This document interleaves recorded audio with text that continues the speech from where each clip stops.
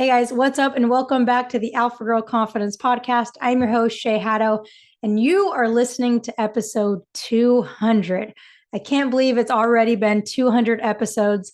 So if you've been listening since the beginning, huge thank you. And if you just started listening, welcome to the show.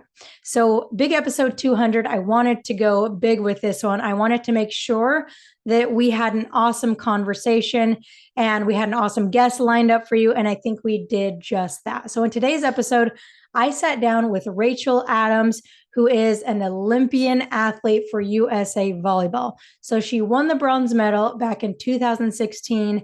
And not only is she a former Olympic athlete, but right now, currently, she is a mindset and confidence mentor for female athletes. So right now, she works with college and pro athletes to help them transition from high school to college, from college to pro. And in this episode, we covered a ton. It was such a fun episode.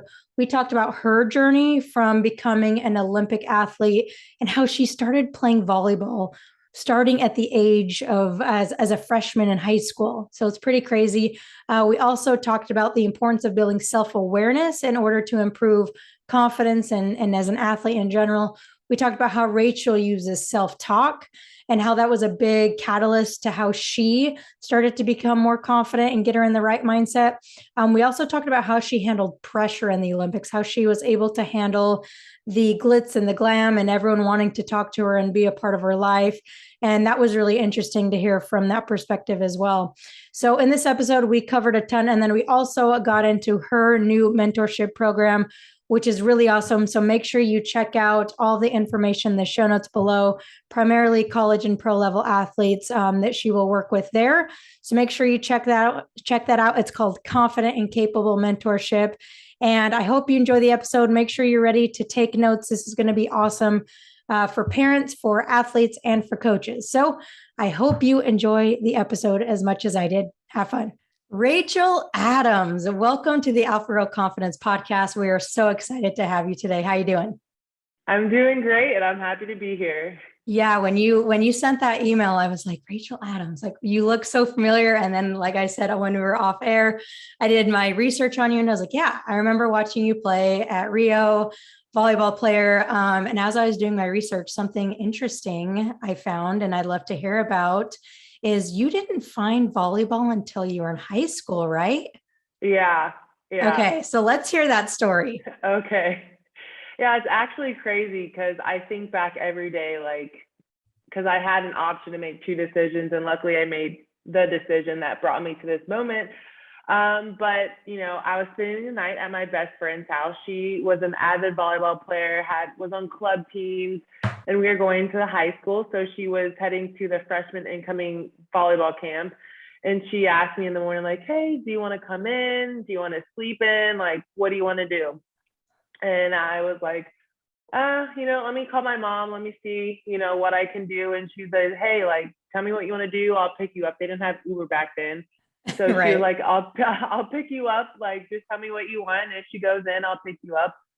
If not, head in. And I said, okay, I think I'm going to go. And I brought my incoming freshman, or my summer reading book, the books they read before school. Yep. And so I brought my summer reading book, and I asked the coaches, like, is it okay if I sit on the sideline? My friends playing volleyball, and they're like, yeah, cool, no problem. 5 minutes later, they asked me if I wanted to join in. I was like, okay, I don't even know what I was wearing, but I remember not getting a single serve over. I was absolutely trash. But I fell in love with the way my coaches were teaching volleyball, and just what I was learning. And I just loved what was happening. And I came back the next day, and I ended up making the freshman team. Wow. And then, the rest is history. And then I went on to be the number 3 recruit in my class. And I went to the University of Texas on a full ride. And then after I was graduating from Texas, I thought that I was going to put my advertising degree to use, and go to New York and join an agency. And then, there's a story in between that, but then I ended up playing in Poland professionally. Okay. And then that rocketed me into joining the national team and then making the Olympics. So I always think back to that day, like, what if I like decided to just like sleep in or go home and like, I don't know where I would be. So yeah, accidentally found volleyball in high school. That's insane. So before that, were you playing any other sports? So my dad played basketball. He played in the NBA and then also played professionally. And my mom was like an avid tennis player. So they tried to get me in golf. And I went to the high school thinking I was gonna be a basketball player. I didn't really enjoy basketball, but like I thought like since I was tall, you know, whatever, I was gonna do it. I went to the camp. And yeah, so volleyball is like what I found myself and what I fell in love with. And I just became addicted ever since. I think it's really cool that you said that at the beginning you were terrible, like you couldn't get anything over. Because I think a lot of times people would look at you, an Olympian, and be like, oh, she's been good since day one. Right. And number one, you were a super late bloomer. Number two, like you weren't like maybe naturally the greatest at it. So like, how did you go? Let's see. So freshman to senior, like you obviously got recruited to play for one of the best volleyball schools in the country. Yeah. Like how much work did you have to put in to get to that point of, you know, not being good to then playing and being the number 3 recruit? Yeah. So I feel like it was 2 things, actually maybe 3 things. So my dad always taught me to like be a sponge. And so whenever I stepped in the gym, I just wanted to learn like as much as I could. And if it was a coach's feedback or if it's something we are working on, I just wanted to learn it. I wanted to be good at it. And, you know, there's also a double side. It's like, I wanted to be perfect at it, you know, with perfectionism, but like it can hold you back and push you forward. Totally. And then I also, you know, just that like determination, I just had like, you know, I would see like the state banners up on the walls and like people talk about certain volleyball players that passed through the program. I was like, I want to be talked about. Like, that's so cool. You know, like, you know, I just had like visions and I would write down my goals and kind of be like, okay, like, what do I need to do to like get there? And just a focus. I just wanted to, like I said, be a sponge, but just how can I get better every single day? And it doesn't have to be like 20% better. It can just be like, you know, that 1% that people talk about. And I just was like a learner. And, you know, there was a part that was like kind of like hard on myself, which wasn't great, but it also, I just wanted to get better. And, you know, there's this quote that's like, hard work beats talent when talent doesn't work hard. So, you know, there's a part that was like, okay, I am now like a natural talent. Like, you know, I have like the height, I have the athleticism, but like, if I'm not working hard, like I'm not going to get far. So there's that part that's like, okay, I can't just lean on my talent and I'm going to have to work hard. Because for a while I thought like, oh, I'm an athlete. Like, you know, I can like take breaks or, you know, whatever. But like, you know, if you're kind of not working hard, and then just, you know, this, I guess, is going to a 4th thing, just like I had to learn more about like my mindset, you know, even though I really developed that at like a late age. Yeah. I mean, I didn't develop that so I played until college. I didn't play after that, but I didn't develop it until before my senior year, like the very last year, right? The very last, And for you, I was reading in your, like in the email you sent me that in 2016, so Rio, your lack of confidence and your lack of a good mindset almost held you back from even going. So talk a little bit about that experience there.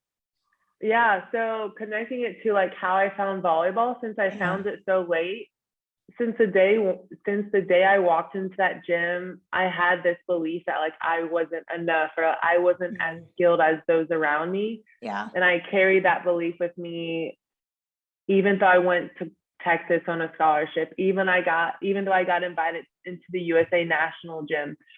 And it wasn't until I think it was like 2015, I was with the national team and one of my coaches came up to me and he's like, why does it look like you don't deserve to be out there? Like, why does it look like you think you don't deserve to be out there? And I was like, what are you talking about? Like, I'm fine, and it really just made me deep dive into like, am I holding myself a certain way? Like, actually, I am thinking a few things. Why does it feel like I'm not owning my space? Why does it feel, why? And I just started like Googling things like confidence and, beliefs. And luckily we had like a sports psych, and he talked to our team about like self-talk, and it just like went down like this rabbit hole of like all these mindset things. And leading up to that year of 2016, I was doing all this like mindset work when I was in Italy during that professional season. And then once I arrived in the gym in 2016, leading up to that like month long, like before they make that like selection for the national team, I just felt confident. I felt like, things can come my way and like I can move past them. And, in the USA gym, it's so mental because you're competing. Okay, these are your teammates, but you're also competing for the same spot. And you want to know like what the coaches are thinking, what's going to happen. Like, are they going to take that mistake? Like everything is such like a heightened level, but like, I felt like I got to that place where I'm like, okay, I'm just going to do my best. I'm going to focus on what I can control.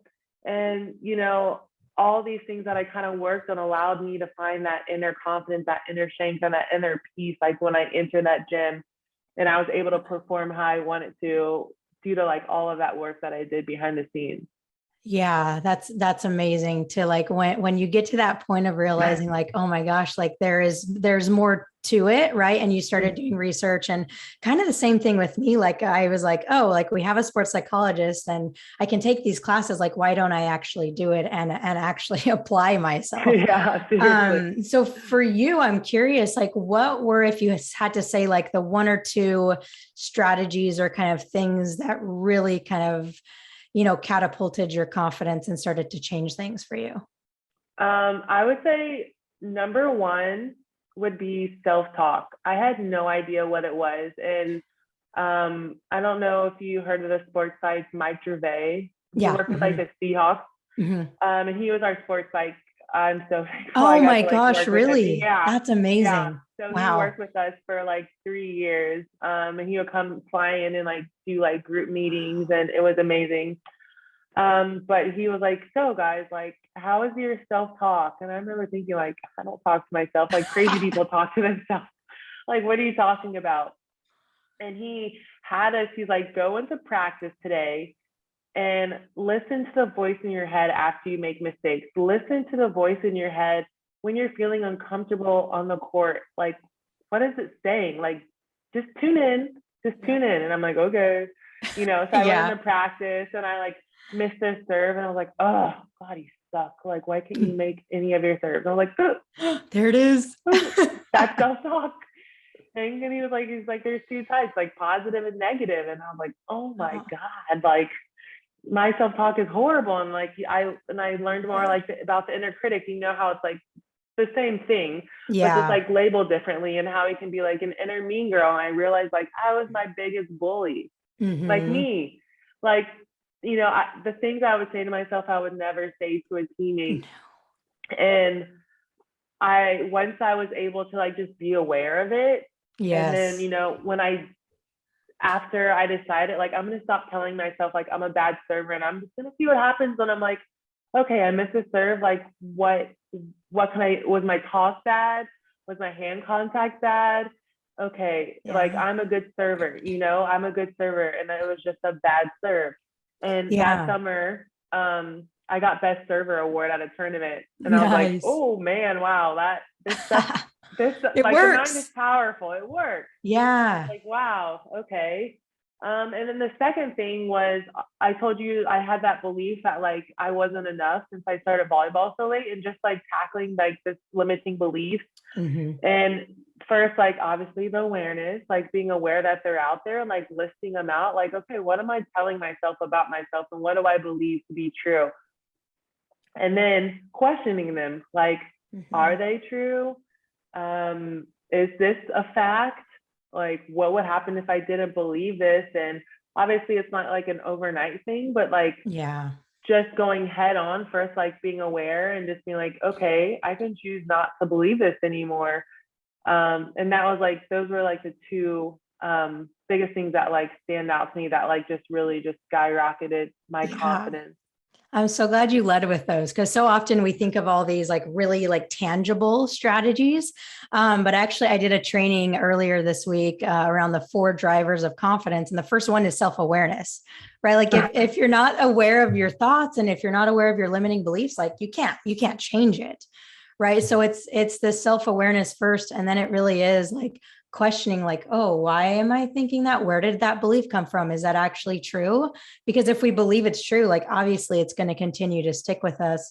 So it's really important to be aware of it. And then, be realistic and questioning, like, what's the validity of this belief and of this thought? So I love to hear that that's like something that really helped you along your journey. That's really cool.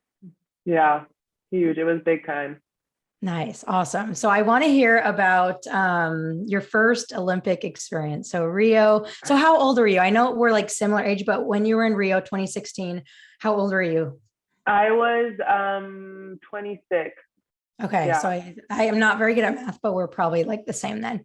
Yeah. Okay, cool. Yeah, we are. Okay. Oh yeah.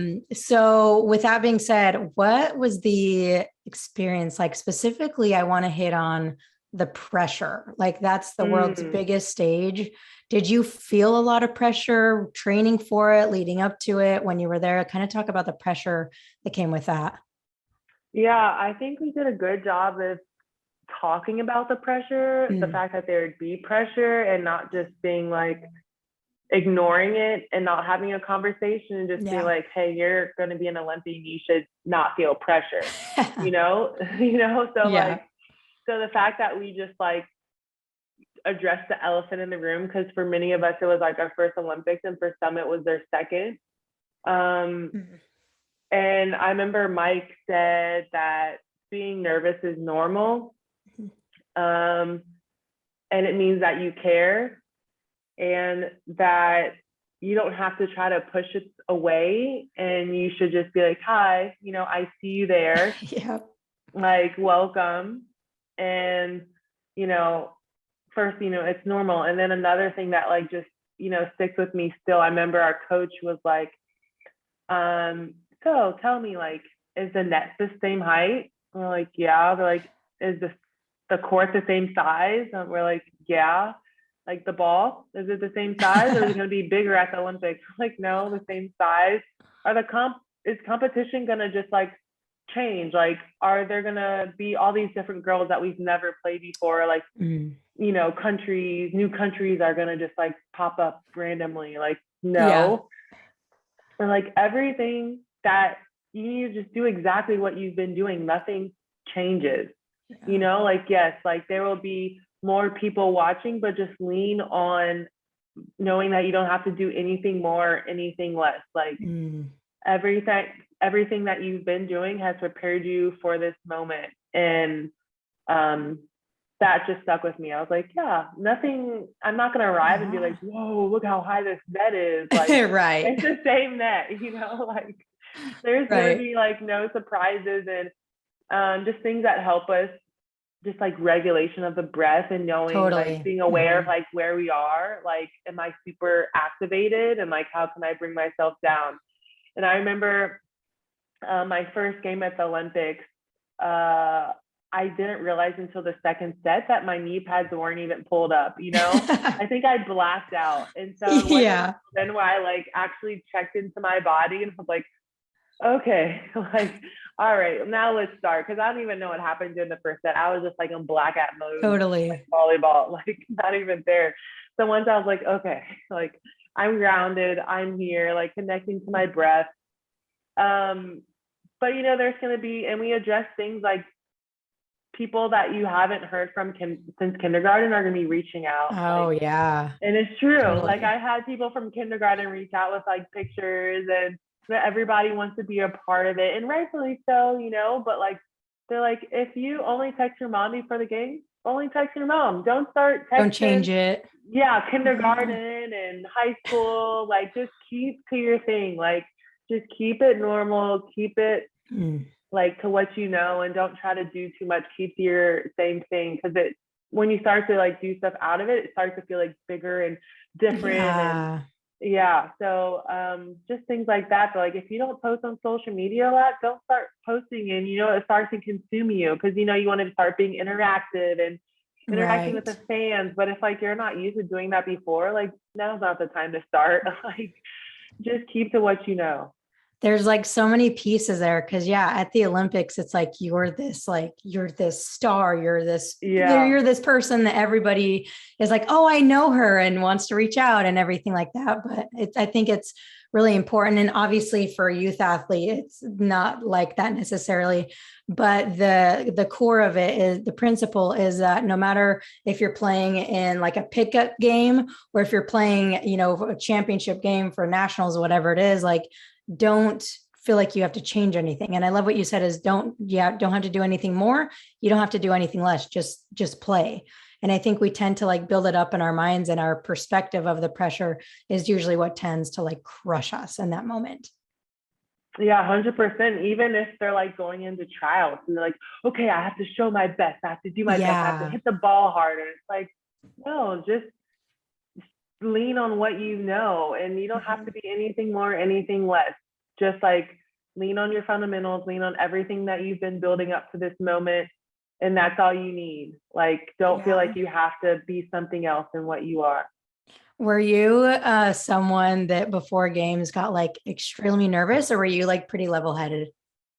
I would say I'm pretty chill. I would say like I would definitely have like anxious feelings. Like I remember in college, my sports nutritionist was like, you should try drinking tea before the game just to like relax you, like and I wonder like what made her like have me sit down and like drink tea. But like I stuck with it, and it's just like I take sips like when I'm on the bus and my like to go thing. I'm definitely not like an amped up person, but like now I'm just like chilling. I'm like on my phone, just randomly scrolling through like, Twitter, listening to music. But I definitely had those inner feelings of like, oh, I'm like excited. Like I'm getting like, my excitement is raising, but I need to just be chill. And like, when the time comes, like direct it into the game. Yeah. And I love earlier how, because I think it's so huge where athletes are like, oh, I feel nervous. Oh my gosh, there's something wrong. And then when there's something wrong with being nervous, you just get more nervous and it turns into anxiety. Right. So I just want to hit home that point again, where you said like the nerves are normal. The nerves mean that you're excited, that you care, that your body's like ready to go.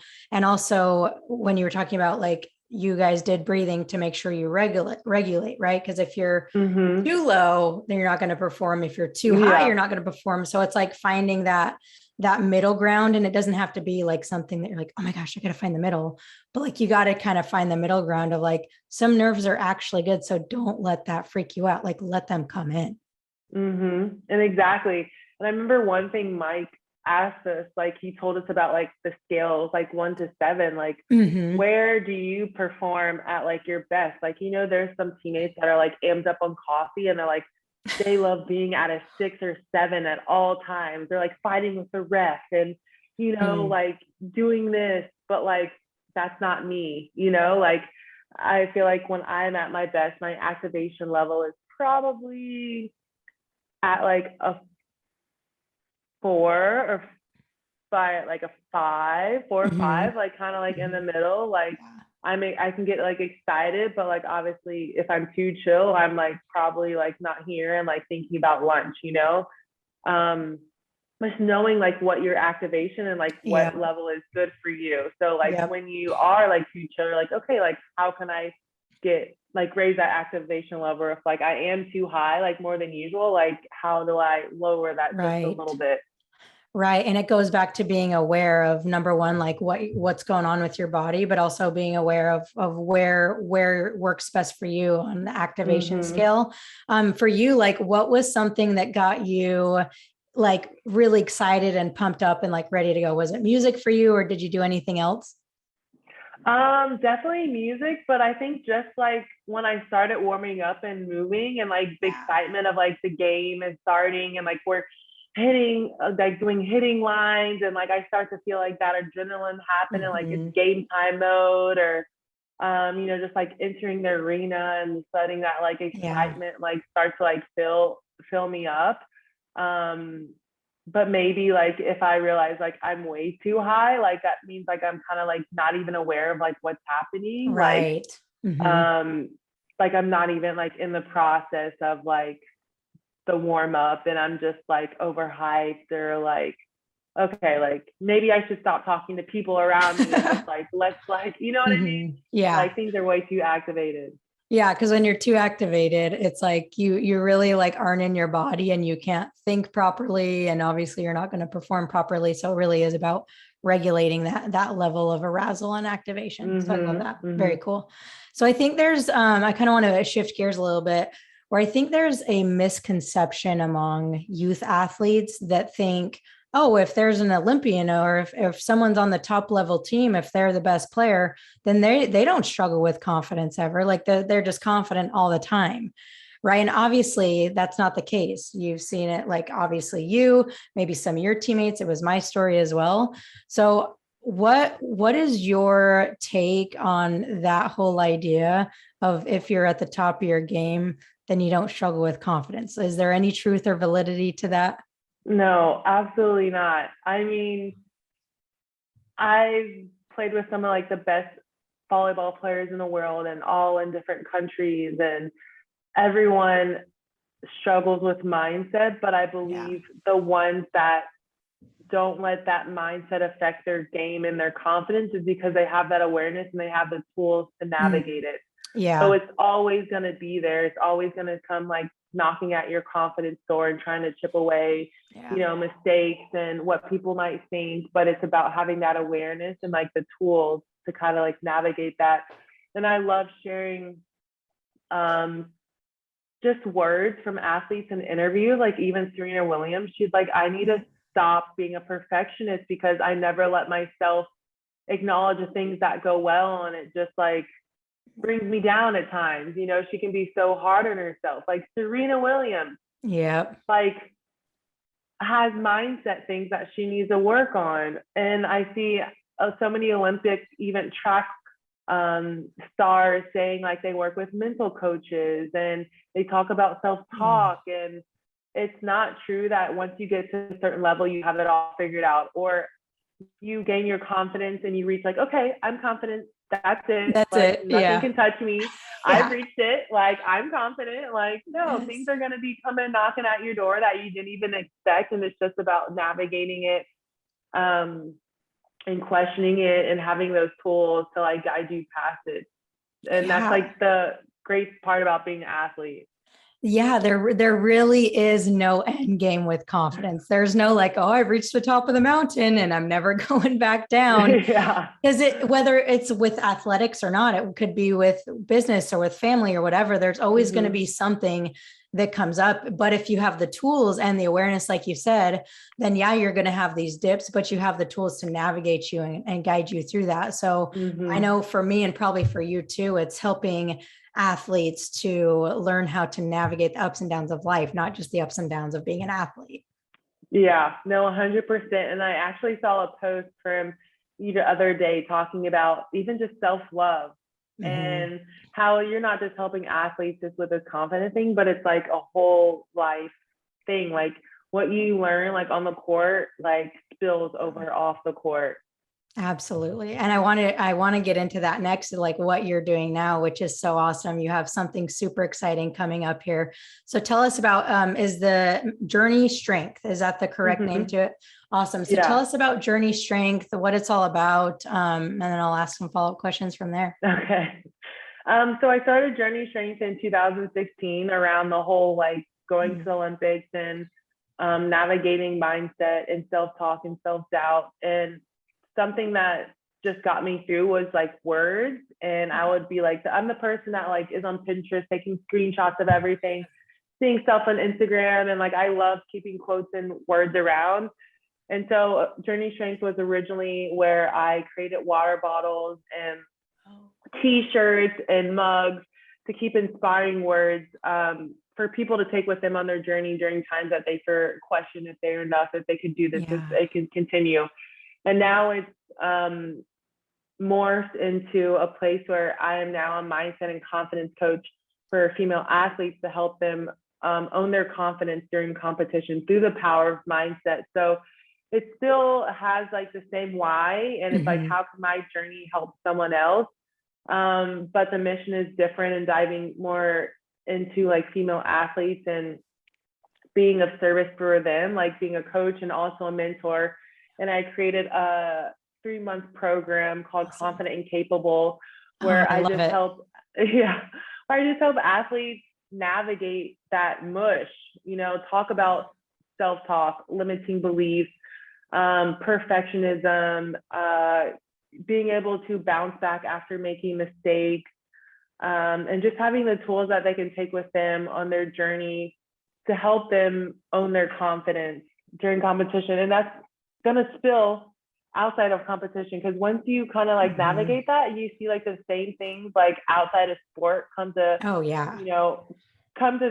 attack you during like regular day life. You just feel capable. You feel like, okay, I can navigate this. And when things come my way, like I have the tools and the mindset. I love that so much. And it's so true that like, it's going to hit you outside of life. Like even yesterday for me, I was being so hard on myself. And I was like, whoa, like, let's actually like, okay, I'm aware of what's going on. I'm being crazy hard on myself, and let's give myself some grace. Let's sit in the suck for a minute. But then like, I have the tools, like, why don't you practice what you preach and actually get out of it? Like, what would you tell your athlete? And I kind of went through that conversation with myself. And it really is like, no matter what stage of life you're in. And I love how the name is Journey Strength, right? Because it is a journey. And with every up and down, you just get stronger and stronger and stronger. But there is no, like we said, there is no end game. It's just this continuous journey of, whether it's athletics or work or family or relationships or whatever it is, there's always room for improvement to improve your mindset and your confidence. And it sounds like your program is going to do just that. 100%. Yeah, I'm so excited. When is the official like launch date and all that? So I'm launching in August, and it's going to be like a tentative date because I still have some like little behind the scenes automated system to get, so everything flows, but in August. So just keep a lookout, and I'll let you know so you can add it to the show notes. Yeah, we'll get it all linked up for you guys to check it out. And then where can they find you, since we're on the topic? We're not quite done yet, but since we're on the topic, where can they find you and then Journey Strength on social media? Where's the best place for them to kind of follow you there? So for Instagram, it's literally just at Journey Strength. And then for my personal Instagram, it's Rachael Adams, and it's Rachael Adams. So those are the two places I hang out. AEL, guys, not AEL.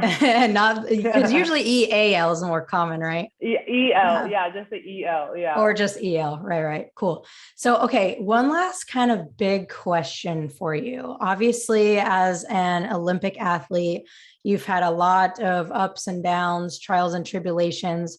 For you, what was the biggest kind of obstacle that you had in your career? Or maybe it doesn't even have to be volleyball. What's the biggest obstacle you had that made, I would say, the biggest kind of positive difference in your life after you got over that obstacle? I would say, I don't know, because if you would ask people a year before the Olympics if I was going to go to Olympics, like they'd probably like, no, like they named some other people. Really? Yeah. I also had like this weird like eye surgery because I had like a retina thing. So like that kind of like took me out of some tournaments. And there were some times where I was like not in the mix, but I just trusted like, okay, I'm just going to keep working hard and everything is going to work out. And I'm just going to be ready when that moment is. And so it's within those moments of when I am trusting and I'm like in the muck, in the mud, where like things aren't looking good or I'm struggling or, I'm not where I want to be. I have that trust and that inner knowing, like it's all a part of the journey. Like I am meant to be here. Like, what can I learn? And I know I will figure it out like on the other side, but like I'm just gonna embrace, I'm gonna unfortunately enjoy like where I am now and just know that like this is a part of the journey. So like learning that like these things are part of the journey, and the lion's not perfect. It can be up and down and here and there. Really let me just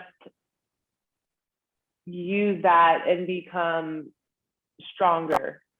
Yeah. And I feel like, I don't know, there's this one quote, it's like, because of my failures, I realized my strength, or something like that. I don't, you know what I mean? Yeah. So it's because of all of my failures and all those dark times that like I realized how strong I was. And I truly believe like when you ask for something, like you're going to be taken through the muck to like transform you so you could be what you need to be for that moment. Yeah. And I mean, like in the moment of the trials and the obstacles, like it really does suck. And you think like, oh my gosh, why me? Like, why is this happening? It's so hard. But then maybe a month, maybe 5 years, maybe 10 years after, you're like, oh, like I see how that helped to shape me, or I see why I needed to go through that. Like the same thing with both of our stories is like, we went through our own confidence and self-doubt and self-criticism and all that. And now it's allowed us to now help other people with it. So I would never change that for the world. I would rather have gone through my experience and have been this crazy confident super athlete. And then like, I don't know what I'd be doing. Right. So it's so important to just like, even when you're in the muck, like you said, to like enjoy where you're at, even though that may be really hard in the moment, but you just have to kind of have that perspective shift. No, 100%. I love that. Well, Rachael, thank you so much for coming on. I think we could talk for hours if it was up to me. So thank you so much for sharing your journey and your story. And I know that just from listening to you, like there's so many girl athletes that can take what worked for you, what you've did, what you've learned, and they can apply it immediately and start to see results as well. So truly thank you for sharing all your wisdom and all your experience. And I'm sure this won't be the last time you're on the podcast. No, I hope it won't be. And thank you, Shay, and everyone out there that is listening. Like, you're not alone. Olympian or not, like we all face the same thing. So keep going and you got this. There you go. Yep. Make sure you guys go check out Rachael and Journey to Strength, and then check out her new mentorship that'll be released soon. Thanks for coming on, Rachael. Bye, guys.